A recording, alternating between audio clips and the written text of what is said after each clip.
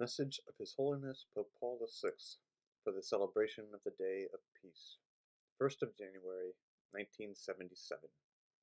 If you want peace, defend life. Leaders and people in posts of responsibility, people uncountable and unknown. Friends, here we are again, for the 10th time, speaking to you, with you. At the dawn of the new year, 1977, we stand at your door and knock.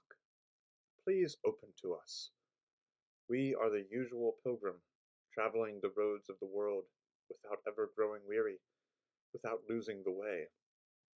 We are sent to bring you the usual proclamation. We are a prophet of peace. Yes, peace, peace, we cry as we go along, as a messenger of a fixed idea, an ancient idea, but an idea ever new through the recurring necessity that demands it, like a discovery, like a duty, like a blessing. The idea of peace seems to have taken hold as an expression that equals and perfects civilization.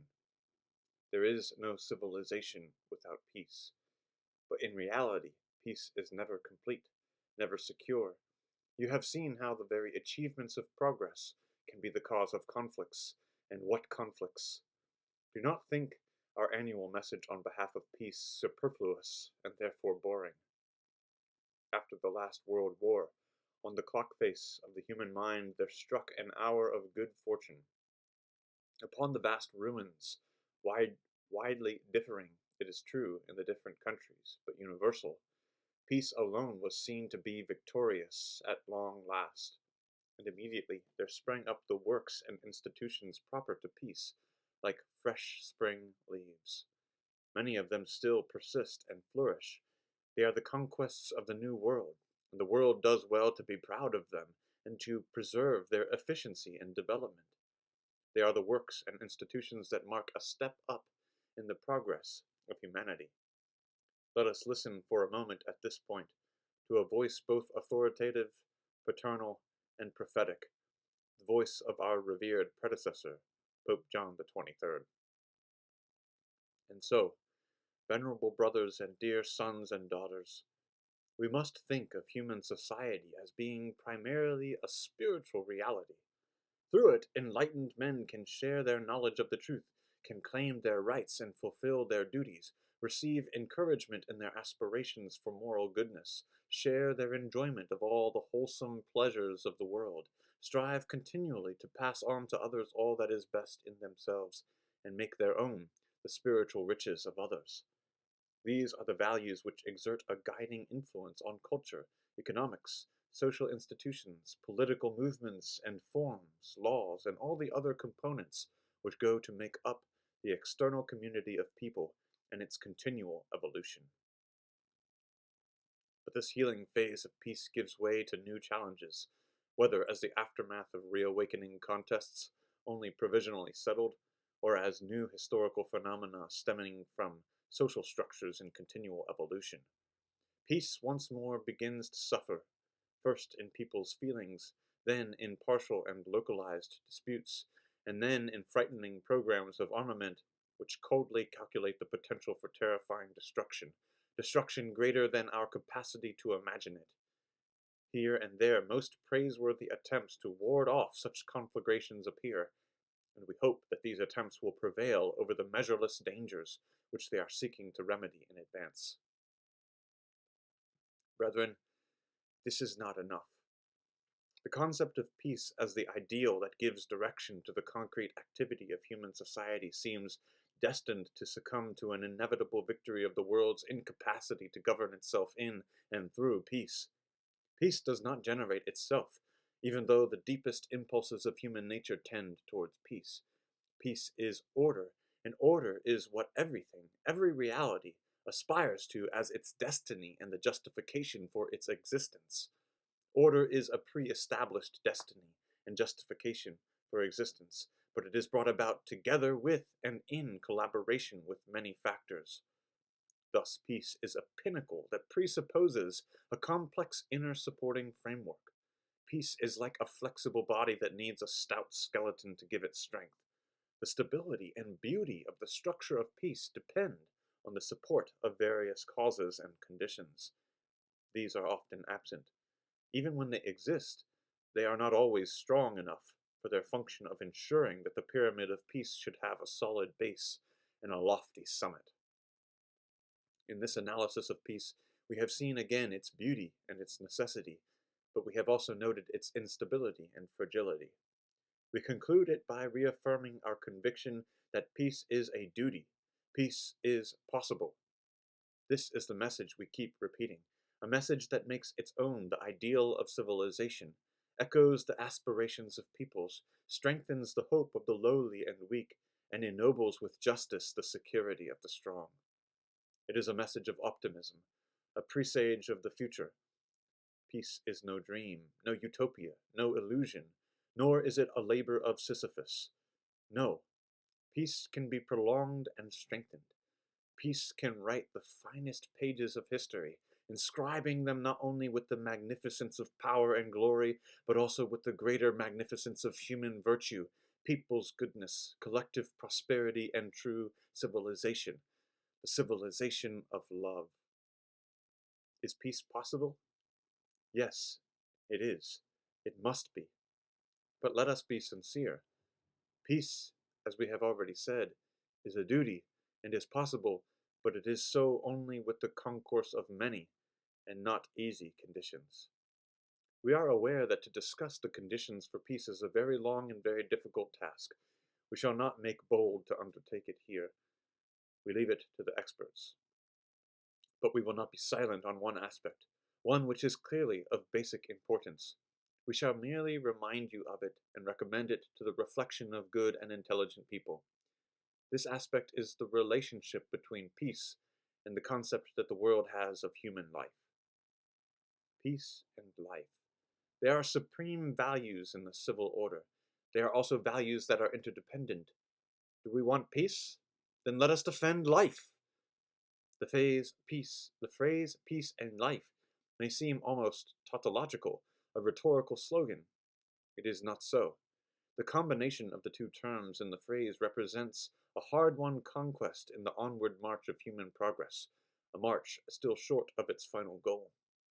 How many times in the drama of human history the phrase peace and life has involved a fierce struggle of the two terms, not a fraternal embrace.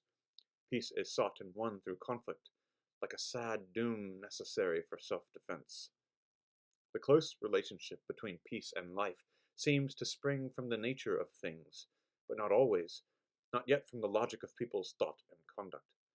This close relationship is the paradoxical novelty that we must proclaim for this year of grace 1977, and henceforth forever, if we are to understand the dynamics of progress.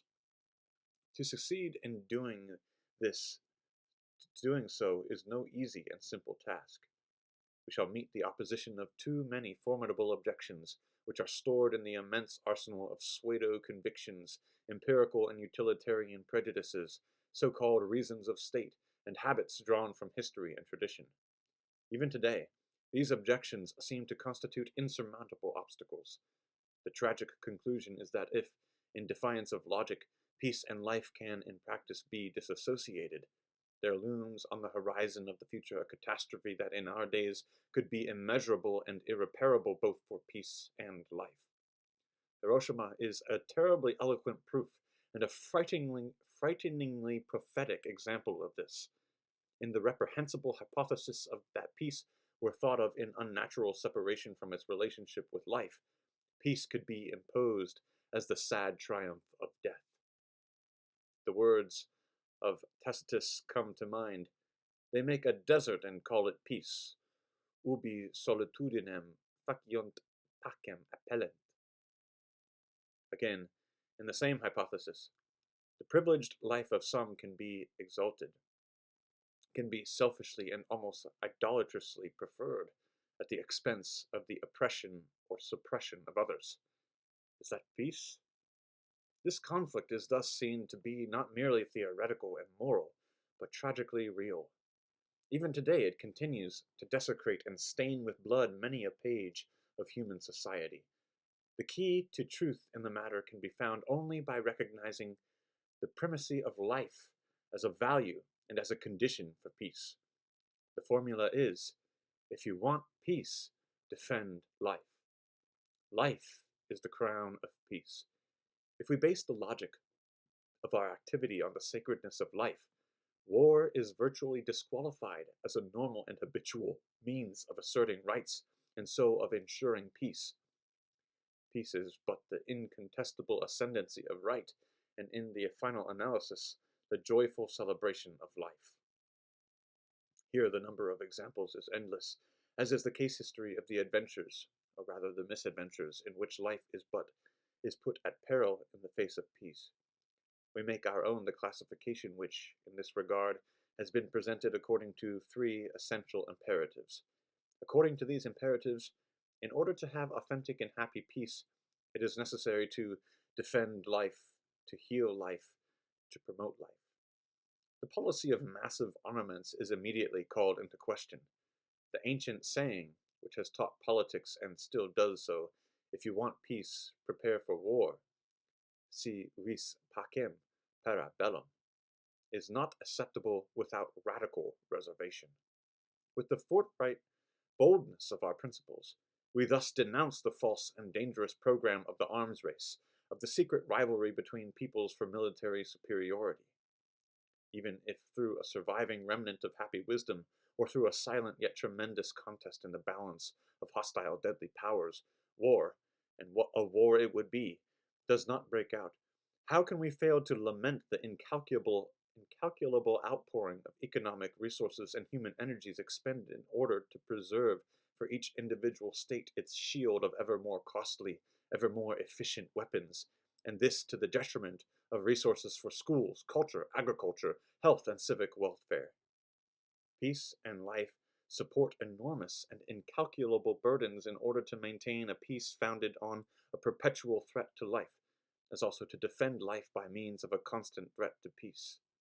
People will say, it is inevitable. This can be true within a concept of civilization that is still so imperfect. But let us at least recognize that this constitutional challenge which the arms race sets up between life and peace is a formula that is fallacious in itself, and which must be corrected and superseded. We therefore praise the effort already begun to reduce and finally to eliminate this senseless Cold War resulting from the progressive increase of the military potential of the various nations, as if these nations should necessarily be enemies of each other, and as if they were incapable of realizing that such a concept of international relations must one day be resolved in the ruination of peace and of countless human lives. But it is not only war that kills peace. Every crime against life is a blow to peace, especially if it strikes at the moral conduct of the people, as often happens today, with horrible and often legal ease, as in the case of the suppression of incipient life by abortion. Reasons such as the following are brought forward to justify abortion. Abortion seeks to slow down the troublesome increase of the population, to eliminate beings condemned to malformation, social dishonor, proletarian misery, and so on. It seems rather to favor peace than to harm it. But it is not so. The suppression of an incipient life, or one that is already born, violates above all the sacrosanct moral principle to which the concept of human existence must always have reference. Human life is sacred from the first moment of its conception and until the last instant of its natural survival in time. It is sacred. What does this mean? It means that life must be exempt from any arbitrary power to suppress it. It must not be touched. It is worthy of all respect, all care, all dutiful sacrifice. For those who believe in God, it is spontaneous and instinctive, and indeed a duty through the law of religion. And even for those who do not have this good fortune of admitting the protecting and vindicating hand of God upon all human beings, this same sense of the sacred, that is, the untouchable and inviolable element proper to a living human existence, is and must be something sensed by virtue of human dignity. Those who have had the misfortune, the implacable guilt, the ever-renewed remorse at having deliberately suppressed a life know this and feel this. The voice of innocent blood cries out with heart-rending insistence in the heart of the person who killed it.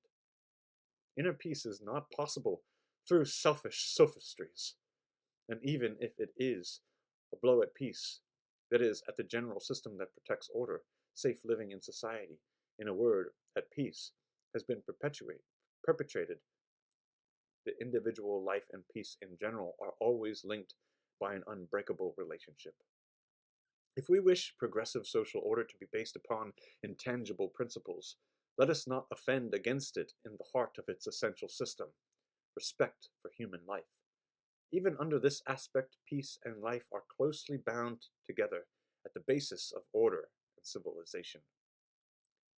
The discussion can continue by reviewing the 100 forms in which offenses against life seem to be becoming normal behavior, where individual crime is organized to become collective, to ensure the silence and complicity of whole groups of citizens, to make private vendetta a vile collective duty, terrorism a phenomenon of legitimate political or social affirmation, police torture an effective means of public power no longer directed towards restoring order, but towards imposing ignoble repression. It is impossible for peace to flourish where the safety of life is compromised in this way. Where violence rages, true peace ends. But where human rights are truly professed and publicly recognized and defended, peace becomes the joyful and operative atmosphere of life in society.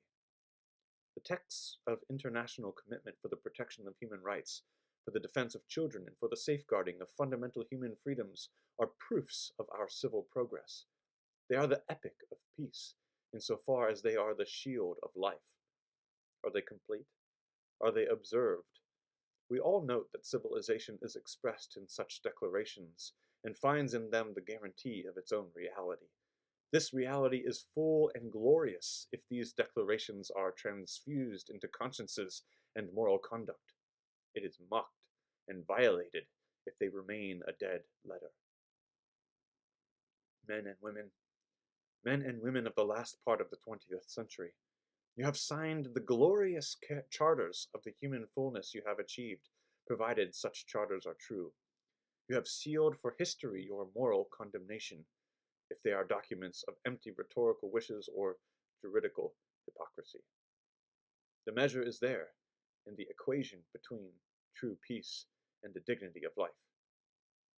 Accept our suppliant plea that this equation should be fulfilled and that over it be raised a new pinnacle on the horizon of our civilization of life and peace, the civilization, we say again, of love. Has everything been said? No. There remains an unresolved question. How can such a program of civilization be realized? How do we truly unite life and peace? We answer in terms that may be inaccessible to those who have closed the horizon of reality to natural vision alone. Recourse must be had to that religious world which we call supernatural. Faith is needed to discover the system of forces working within the whole human situation, into which the transcendent work of God is inserted and makes it capable of higher effects which, humanly speaking, are impossible. We need the help of the God of peace. Happy are we if we acknowledge and believe this, and if, in accordance with this faith, we succeed in discovering and putting into practice the relationship between life and peace. For there is an important exception to the above reasoning that places life before peace and makes peace depend on the inviolability of life. The exception occurs in the cases where a good higher than life itself comes into play. It is a question of a good whose value surpasses that of life itself, such as truth, justice, civil freedom, love of neighbor, faith. There then intervenes the word of Christ. Anyone who loves his life more than these higher goods loses it. This shows us that as peace must be thought of in relation to life, and as from the ordered well-being ensured for life, peace must itself become the harmony that makes human existence ordered and happy, both interiorly and socially. So this human existence, that is to say life, cannot and must not be separated from the higher ends which confer on it its primary raison d'etre. Why does one live? What gives to life, over and above the ordered tranquility of peace, its dignity, its spiritual fullness, its moral greatness, and, we would also say, its religious finality. Will peace, true peace, perhaps be lost if in the area of our life citizenship is granted to love in its highest expression, which is sacrifice? And if sacrifice really forms part of a plan of redemption and of meritorious title for an existence transcending the temporal form and measure, will it not regain, on a higher and eternal level, peace, its true, hundredfold peace of eternal life? Those who are pupils in the school of Christ can understand these transcendent words. And why can we not be these pupils? He, Christ, is our peace. We wish this peace to all those who with our blessing receive this our message of peace and life. From the Vatican, 8th of December, 1976.